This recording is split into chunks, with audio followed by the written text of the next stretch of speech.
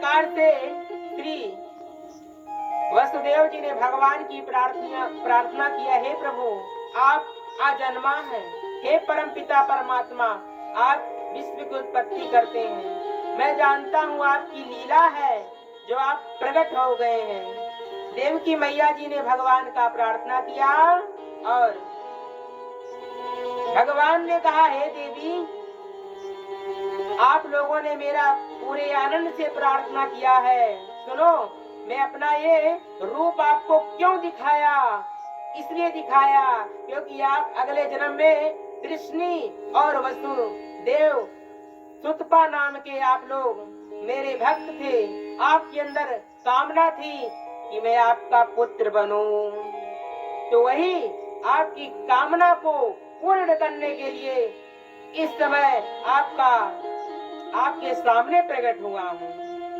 इसलिए आप लोग की उद्धार करने के लिए, आपके ऊपर कृपा करने के लिए मैं आपके सामने प्रकट हुआ हूँ।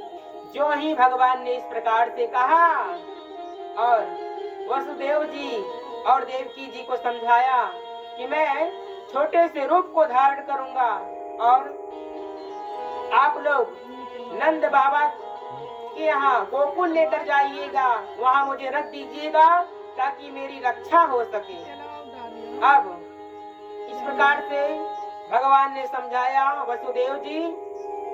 भगवान ने छोटे से रूप को धारण किया। वसुदेव जी जाते हैं, यमुना मैया बहुत बाढ़ी रहती है, उसे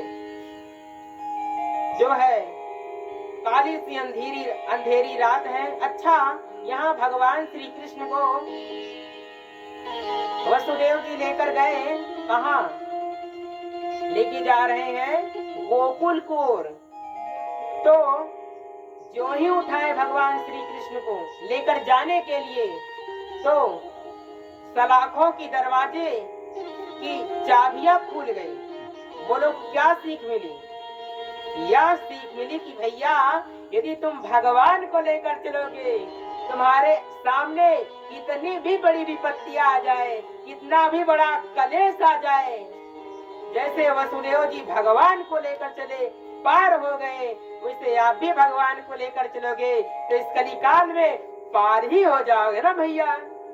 इसलिए बहुत सीख मिलती है वसुदेव जी से कि वसुदेव भगवान जी को लेकर चले, हम भी भगवान को लेकर चले।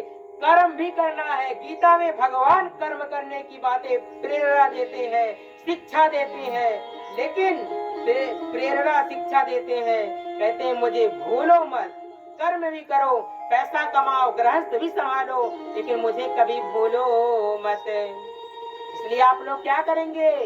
काम भी करेंगे और भगवान का नाम भी जपते रहेंगे। अब वसुदेव जी जाते हैं और नंद बाबा जी के घर में प्रवेश करते हैं। देखते हैं सब सोए हुए हैं। होमो है निशा सब सो है निहारा, हो देखा ही स्वप्न अनेक प्रकार। वसुदेव जी गए, देख रहे सब अपने नींद में सोए हुए हैं। तब वसुदेव जी जहाँ पर पुत्री सोई हुई थी वहाँ पे उस भगवान को रख दिए और उस पुत्री उस देवी को उठा लाए और फिर जैसे जैसे आए थे वैसे वैसे बंदिस्त में हो गए। और इधर कंस को पता चला, हाँ बाहिरंतः पुरा द्वारा सर्वा पूर्वदावृतः, ततो बालध्वनिं श्रुत्वा गृहपाला समोत्थितः। इधर जब वसुदेव जी लौट के आते हैं मथुरा में, तो भैया अब क्या, द्वारपाल ने उस बच्चे की, उस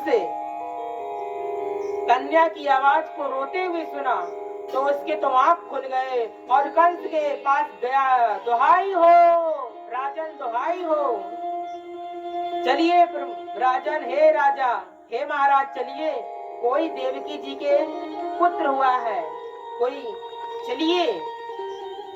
अब जो है उनको पता चला, अब वो दौड़ पड़े, और जो ही दौड़ पड़े कंस भैया मारने के लिए दौड़े। कन्या छीन रहे थे कि दे मुझे देवकी दो, और मेरे मृत्यु का कारण है, कहीं मेरी मृत्यु न बन जाए। अब इस प्रकार समझाए बुझाए कंस भैया जब कई बार समझाए बुझाए नहीं दे रही है देवकी मैया, तो मारा एक लात खींच के और छीन लिया कन्या और लेकर गया। पटकने ही वाला था, जो ही पटकने वाला था तुरंत कन्या हाथ से छूटी और वह जाकर पर्वत पे खड़ी हो गई, और कन्या ने कहा, दिव्य रूप धारण किया, और कन्या ने कहा, मूर्ख, तू मुझे मारने चला है, तू मुझे मारने चला है, अरे तुझे मारने के लिए कब तक को जन्म ले चुका है, तू मुझे मारने चला है मूर्ख। अब माता ने इस प्रकार से समझाया बुझाया कि तू मुझे मारने चला है, तुझे मारने के लिए वो काल जन्म ले लिया है, इसलिए तू अपने प्राण की रक्षा कर, जैसे आन पड़ी है। वही माता दुर्गा, काली, भद्रकाली जो नवरात्रि में सब पूजा पाठ करते हैं, वही दुर्गा के नाम से जानी गई। बोली अष्टभुजाधारी मैया की।